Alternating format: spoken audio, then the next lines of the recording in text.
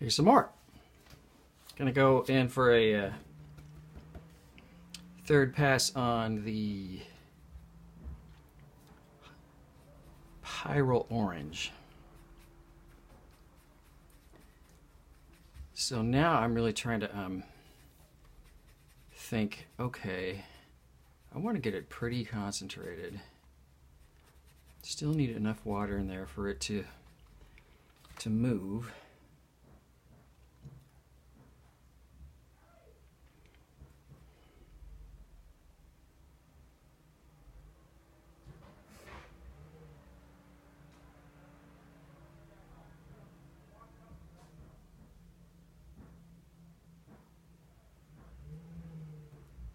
There's stuff going on around this house. You may hear some background noise.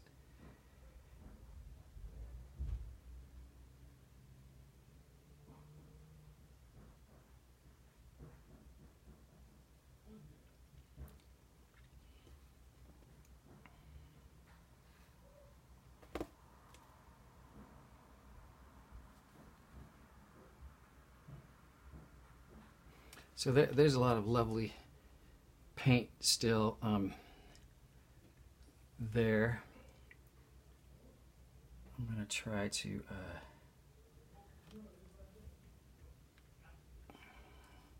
save some of it.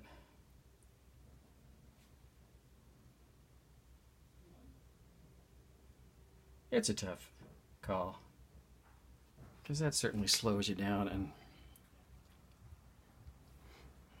it's a different mindset. But anyways, we'll see how that one ends up.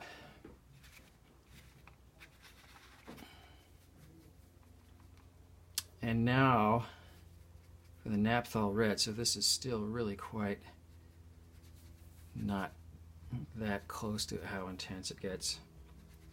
But I will adjust things as I keep going.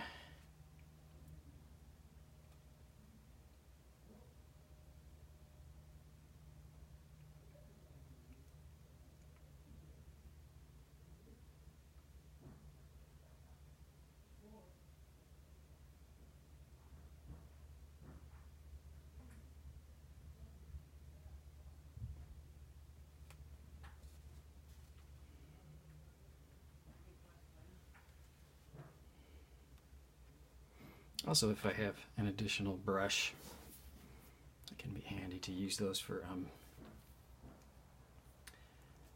as a thirsty brush. Let me see. I'll save that. A little bit of paint there.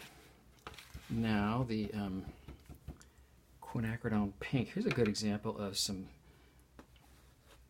blooming that happened, and actually there was some blooming that happened over here too, because it was just a little too wet and I wasn't paying attention quite enough to how the paint was drying and how it was tilted.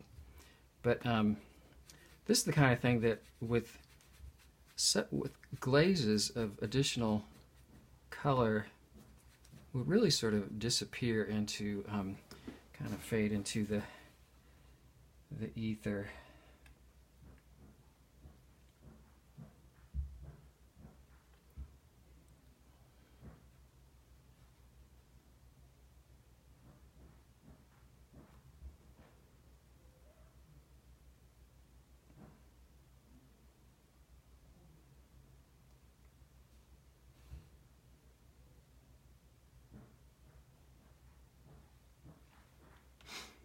So all these shapes, even that one a little bit, I have a decent amount of watery color just sort of on them that I'm trying to shift around so it dries flat and that the pigment stays flat and doesn't pool in one area, so as it dries it will create a back run. But that does mean I'm just gonna let this dry flat like this for a bit,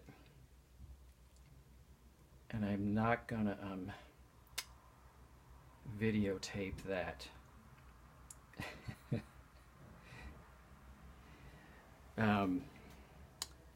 because I don't want to, if I started painting other stuff, I would be shifting this around, and I just want it to dry like that and get a little bit more intense color, and then I'll come in and figure out what it, if this needs to be darker, etc.